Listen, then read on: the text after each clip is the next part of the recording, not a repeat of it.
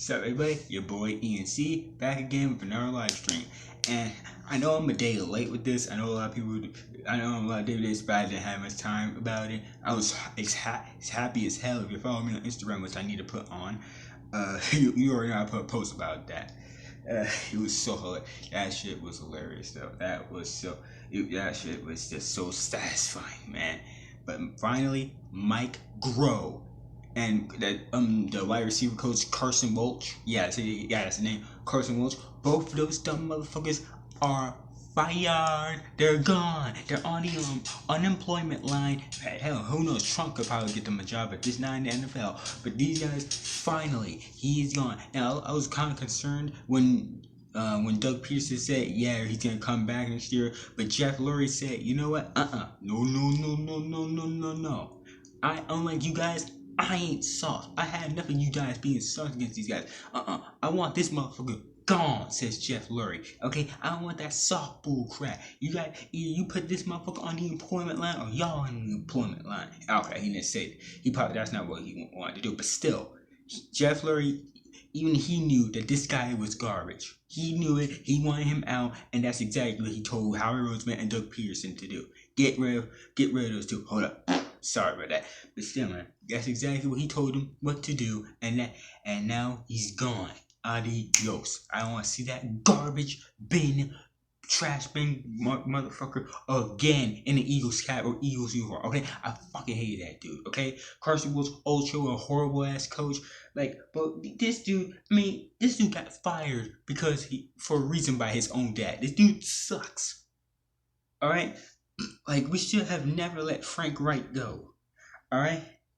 But yeah, man. But who should be the new Eagles? But in terms of who I think should be the new Eagles offensive coordinator. In terms. There's a plenty of guys. Okay? There's a lot of good offensive coordinators who've shown that they cannot be freaking coaches. They've shown that. Terms, Pat Schumer and Jay Gruden. Okay? Now, our coordinators, those guys could be good, but coaches, hell no. So we've learned from that. Okay.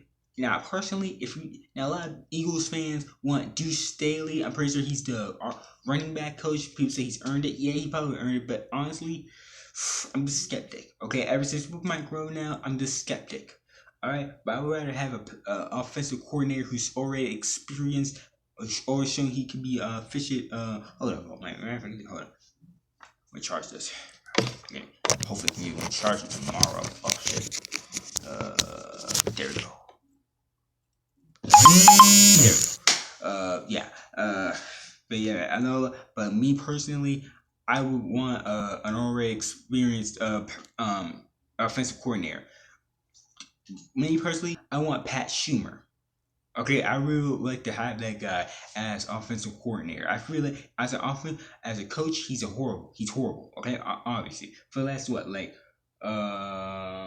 3 years, I think. Right, past 3 years, the Giants have been garbage. Even though it's just so satisfying to see these Giants fans always pumping their chest and they just fall flat on their asses. It's hilarious. Don't get me wrong, but the dudes are showing he's a horrible coach. Simple as that. And I'm pretty sure if he stayed, Daniel Jones would have been garbage for the rest of his career, honestly. But yeah, man, he's gone. But yeah, man, he's out of New York Giants. But when he was in Minnesota, he's actually shown he could be a very good offensive coordinator, especially when he had Case Keenum. He had made Case Keenum look freaking great that year. Let's not forget that. All right, if he can freaking do that with freaking Case Keenum, imagine what he could do with Carson Wentz as well. All right, like I would really like Pat Schumer to become an Eagles offensive coordinator. Now I know I've been saying now when it comes to terms like Jim Schwartz. Now me personally, I kind of wanted them to fire him and get Ron Rivera, but obviously that was not gonna happen now that he's with the Redskins now. But still, man, a lot of people want to say, well, it's the quarterbacks. Now I can't agree. It's the quarterbacks, but sometimes when it comes to Jim Schwartz, sometimes this dude doesn't want to blitz. Like this dude needs to learn. Sometimes he needs to, sometimes he always calls for the offense, the man-to-man coverage again when we knows that these cornerbacks are god awful.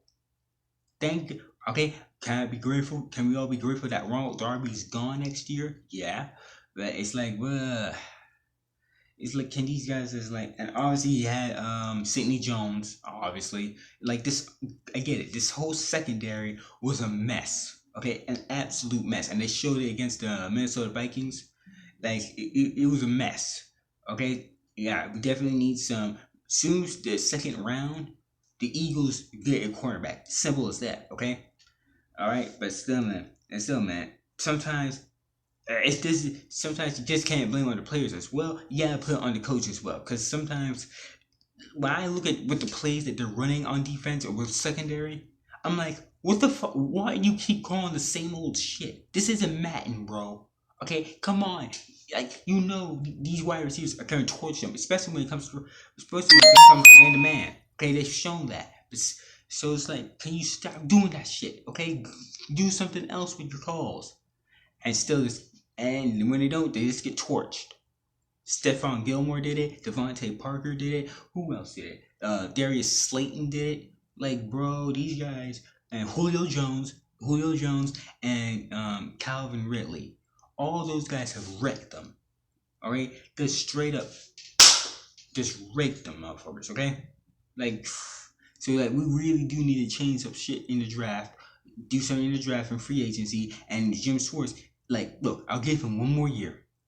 If we can get some new weapon, get some new help on the secondary, and he actually can show what he can do with it, then I'll give him his chance back. Okay, I'm not worried about him going to Cleveland, because let's be honest, who wants to go to Cleveland? No one. All right, I was still don't know. It wouldn't surprise me if the Cleveland Browns hired Jason Garrett. Oh my God! Now listen, when it comes to Cleveland Browns, let's be honest. This season was obviously one of the best seasons they've had in a long time. Okay, and honestly, I would have fully put down Baker Mayfield. I feel like the dude still has potential. This is down here because when it comes to coaching, Freddie Kitchens was garbage. Let's keep it the fuck real. But yeah, but let's talk about the Browns, Eagles.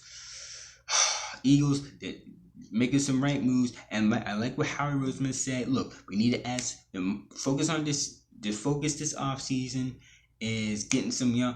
This team has to be younger now, okay? Which means that we can't just depend on these older dudes anymore. Okay, we need to get younger. Okay, we need to get some. We need to get some speed on this. We need to get some speed on this team. Get some more deep threat wide receivers, because they were they freaking depended on Deshaun Jackson this entire season, knowing he can't stay healthy. All right, so it's like I like to hear that. Okay, Howard Roseman keeping owning up to his mistakes this season, not making any trades to help the team. He knows it, and this time he has to make it up. Okay, so I can't wait to see it. All right, but now Sixers news. Why I'm happy so far, because I was really now that I was happy last night. Yeah, we won against the Celtics. I was really impressed by what the Sixers did. Now I'm not gonna lie, I fell asleep throughout the game because I was sleeping on the floor, and I was like, oh, okay, I'm just gonna knock out. And luckily I was able to wake up through the second half. All right, and they freaking showed up in the second half, bro. Al Horford actually looked kind of comfortable in where he was at. Everyone was contributing. Everybody was contributing to it. Matisse Thybulle was back as well. And I was like, he just provides that defense, and it's just so great to have him back. All right, I freaking love Matisse Thybulle, man. And it's like, bruh, okay, like, for freaking owning the Celtics. The Sixers are 3-0 against the Celtics, man. This season. 3-0 against them. Oh my fucking God. Yo, I never thought. I was figuring it was. I thought we were gonna split with them, but freaking own the series, man. Shout out to the Sixers for this, man. Especially without Joel Embiid, because look, majority of the times when Joel Embiid ain't playing, they get blown the fuck out, and I'm just shaking my head. Why the fuck do you people get blown the fuck out? I get it. He's different. Because look, if you're asking me if the Sixers had to depend out Joel Embiid throughout the entire season, they're fucked. I'm sorry, but they're fucked. Alright? Okay? Joel still carries this fucking team. He's a defensive force. Let's not forget that, okay? When it comes in the paint.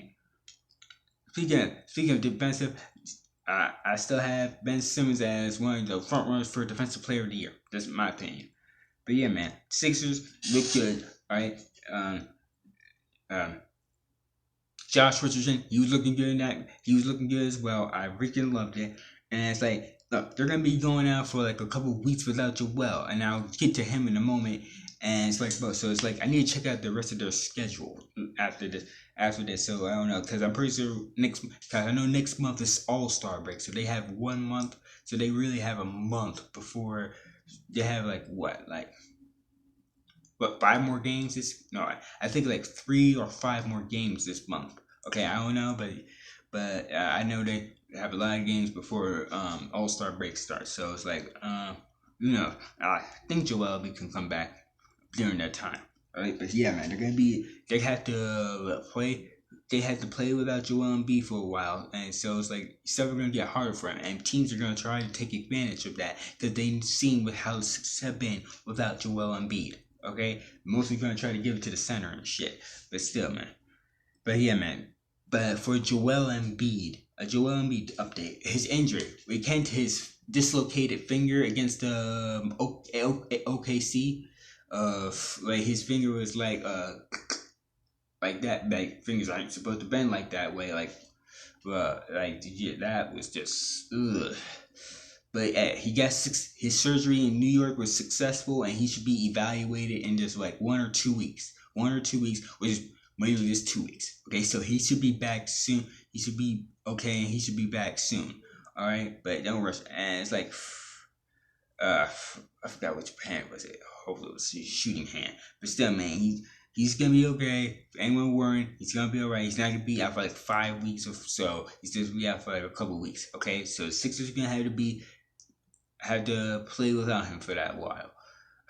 I'm curious what they're gonna do, but hey, hopefully, if they play like the way they did against the Celtics throughout the rest of those 2 weeks, they could be good. Okay, they'll be good. All right. I don't want to hear that bullshit saying like, "Look, the Sixers are better off without Joel Embiid." Shut the fuck up. I don't want to hear that shit. All right. But yeah, man. Yeah, that's all I gotta say. Just had to get that out there. I'm just so freaking happy Mike Groh is fucking done, man. Uh, uh, if I had about one more thing before I go off. Fuck, fuck Jadavian Clowney, you clown ass nigga. Bye.